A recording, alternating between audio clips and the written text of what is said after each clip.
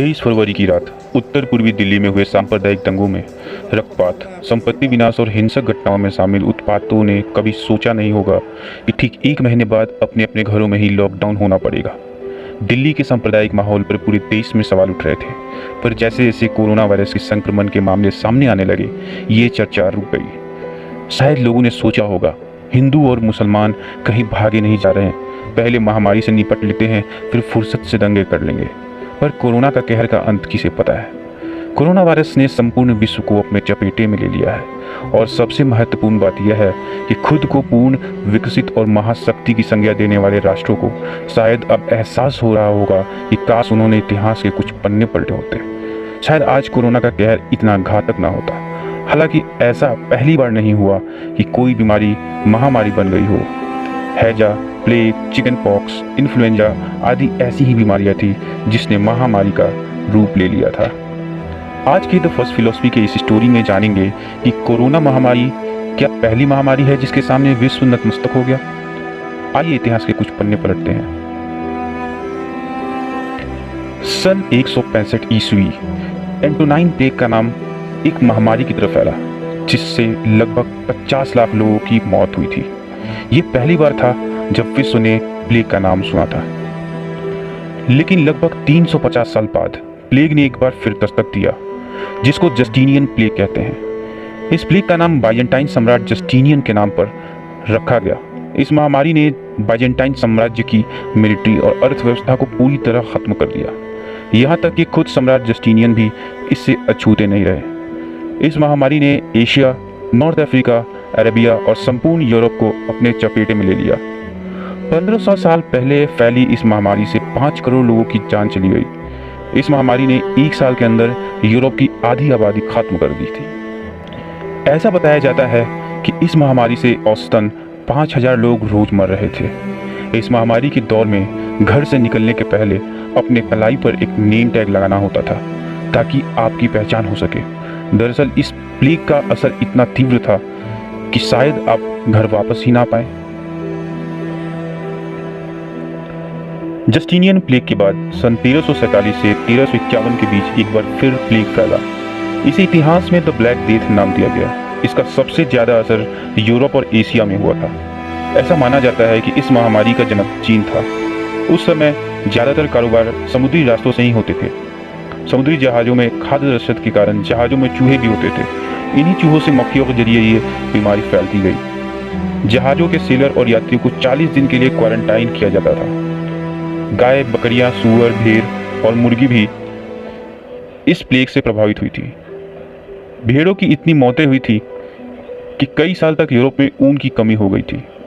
इस बीमारी से 12 घंटे से 3 दिनों के अंदर मृत्यु हो जाती थी। यूरोप में एक महामारी से इतनी मौतें हुई कि 1347 से पहले की जनसंख्या का स्तर दोबारा आने में लगभग 200 साल लग गए थे।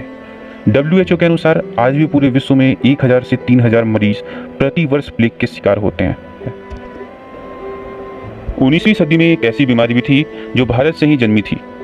जी हाँ, कॉलरा यानी हैजा। यह बीमारी गंगा नदी के डेल्टा के जरिए एशिया, यूरोप, नॉर्थ अमेरिका और अफ्रीका में भी फैली थी। गंदा पानी पीने से होने वाली इस बीमारी के कारण उस समय लगभग 10 लाख से ज़्यादा मौतें हुई थी।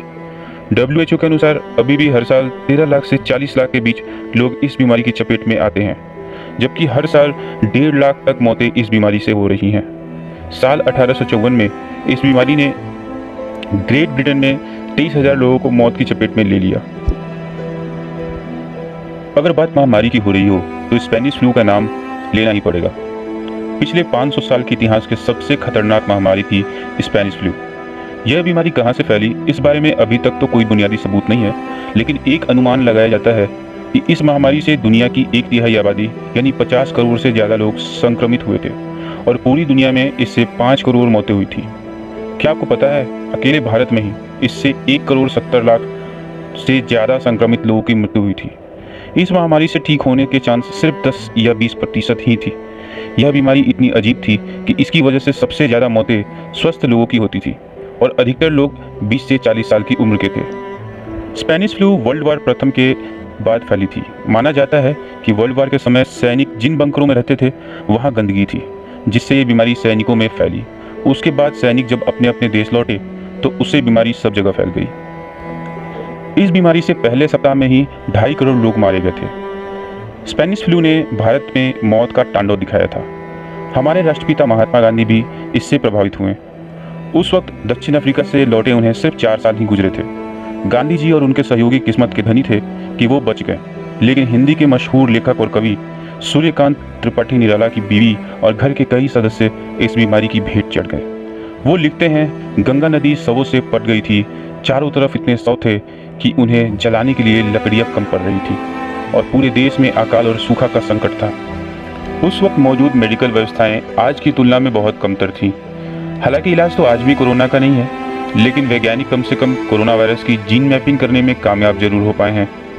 इस आधार पर वैज्ञानिकों ने टीका बनाने का वादा भी किया है। आज की तारीख में सरकार चुस्ती के साथ इसकी रोकथाम में लगी हुई है, लेकिन WHO को भी नहीं पता है कि आखिर कोरोना का अंत कब होगा।